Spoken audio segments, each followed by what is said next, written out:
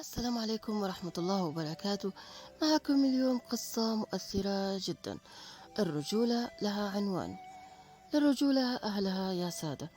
أول شي بنحب نصلي على النبي محمد صلى الله عليه وسلم. اللهم صل وسلم وبارك على سيدنا محمد وعلى آله الطيبين الطاهرين. كان أحد الآباء يستعد للاحتفال بزواج ولده الوحيد، والذي عاش بعد 20 عاما مع زوجته، وكان هذا الابن الوحيد الذي لم ينجبه إلا بعد 10 سنوات من الزواج. كل الجيران يعلم جيدا مدى حب الأب لابنه، وكيف كان مشغولا للتحضير لهذا اليوم السعيد الذي انتظره بفارغ الصبر كي يأتي هذا اليوم ويفرح بابنه. دعا جميع الجيران لوليمة الغداء، عمل غداء على فرح ابنه علشان الكل يهني والكل يبارك. لكن جاره المتلاصق لبيته لم يحضر أحد منهم إلا الابن الصغير. حضر وبسرعة خرج من الحفل ومن الوليمة بعد أن أكل منها القليل والقليل جدا، تكاد لقمة لا أكثر. وكان والد العريس يراقب المشهد ويتساءل: ما هذا الجار الذي يقف مع جاره في هذا الموقف؟ أنا ما خليت شيء غير عملت لهذا الجار، وهو هيك بكافئني. لا يحضر عرس ابني وابنه الصغير يجي، وأول ما يجي يخرج بسرعة ولا كأنه شايفني. وما هذا الجار الذي لم يحضر أبوهم حتى الولد الكبير على الأقل؟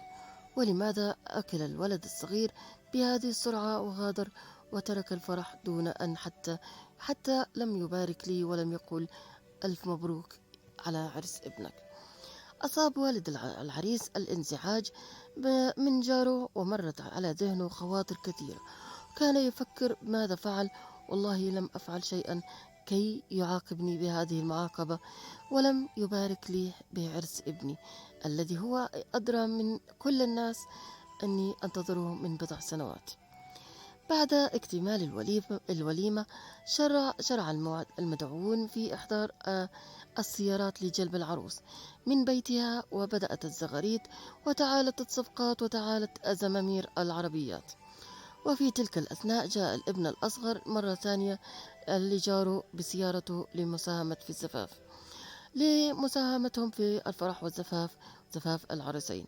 ولكن والد العريس رفض بانزعاج تام وقال له: لا نريد مشاركتكما، عندي سيارات كثير. سكت الولد ولم ينطق بحرف واحد، ينطق ولم يقل له لماذا، ولا فتح تمه حتى بحرف واحد. وفي تلك الأثناء لمح الوالد العريس حركة غير عادية وغريبة في بيت جاره أثناء فتح الباب، عندما ركن الابن الأصغر سيارته عند بيتهم، وأراد أن يسأله ولكن لم يتذكر أي موقف سلبي صنعه مع ذلك الجار الذي لم يعبره بكلمة مبروك. هاي كانت حاسة بنفسه ومش قادر يسامحه أبدا. بعد العشاء وإكمال المراسيم الزفاف والفرح، وبعد أن غادر الجميع المدعوون إلى العروس وعادوا أدراجهم، إذا بجنازة تخرج من بيت الجار. يا إلهي، تخرج جنازة من بيت الجار غير العويل والصريخ والضجيج. بدأت النسوة بالصريخ واللطم على وجوههن، فسأل والد العريس: من المتوفي؟ فرد عليه الابن الكبير لجاره: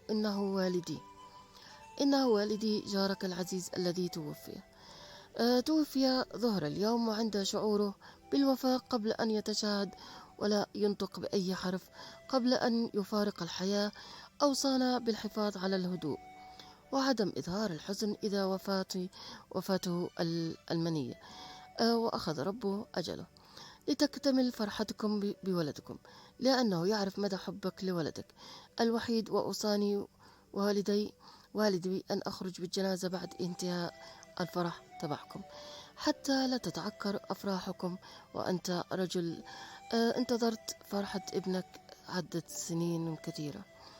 وهنا وقعت الحادثة كالصاعقة على والد العريس عندما ظن السوء بجيرانه، وقال: والله لو كنت أنا ما فعلت هذا، ولكن الرجولة لها أهلها ولا يفعلها إلا رجل أصيل. إن من أشد الظلم هو أن تسيء الظن بشخص بريء ولا تلتمس له أي عذر. قال تعالى: يا أيها الذين آمنوا اجتنبوا كثيرا من الظن إن بعد الظن إثم، ولا تجسسوا ولا يغتب بعضكم بعضا.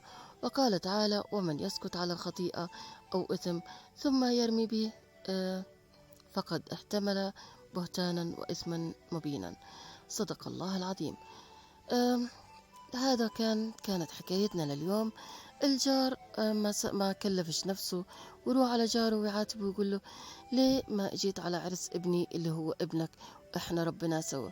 ما كلف حاله انه يروح ويسأل ويطمن على جاره، يمكن عنده مصيبة، يمكن مش قادر يجي لأي سبب كان، رفض انه يروح ويسأل عنه. وجاره كان متوفي، وصى أبنائه إنه محدش يحكي ولا حد يصيح عليه ولا حد يزعجه علشان يفرح بجاره بابنه. لا حول ولا قوة إلا بالله العلي العظيم. في هيك يا جماعة، في ناس بعدها بالطيبة هاي، بعدها بالأخلاق هاي، كان زمان جبر. لا حول ولا قوة إلا بالله العلي العظيم. هاي كانت قصتنا لليوم، أتمنى تكون عجبتكم، وإنه الواحد يسأل قبل لا يحكي. بحبكم بالله، صلوا على النبي كثير. اللهم صل وسلم وبارك على سيدنا محمد وعلى آله الطيبين الطاهرين. هاي كانت قصتنا لليوم، كانت معكم ريتا جمال. بحبكم بالله، لا تنسوني من دعوة حلوة منكم. الله يفرجها علينا وعليكم، يستر عليكم دنيا وآخرة بجاه النبي محمد صلى الله عليه وسلم. السلام عليكم ورحمة الله وبركاته. سلام.